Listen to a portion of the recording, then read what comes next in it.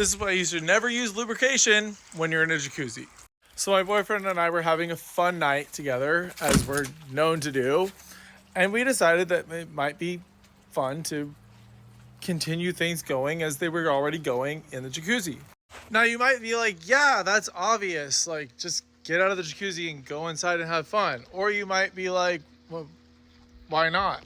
So I'm going to address both things at once. One, we had already had fun like 5 times inside to completion.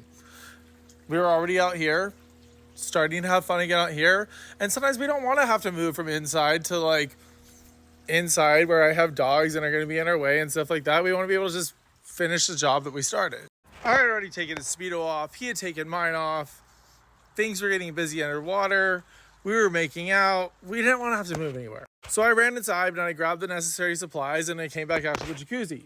And of course I have water-based supplies and I have silicone-based supplies, and I figured water-based isn't gonna work. Like, that's just gonna wipe right off.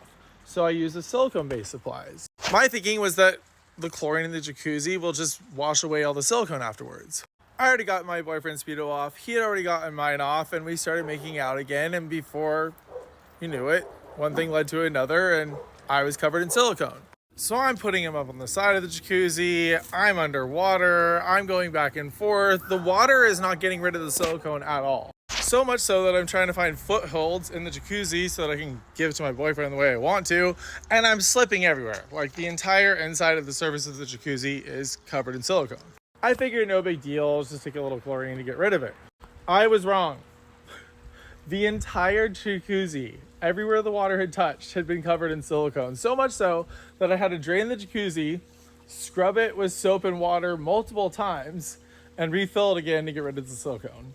So anyways, finished a couple times in there.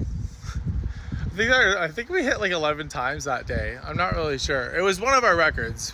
Anyways, the moral of this story is, if you're going to use silicone-based anything, don't do it in a jacuzzi.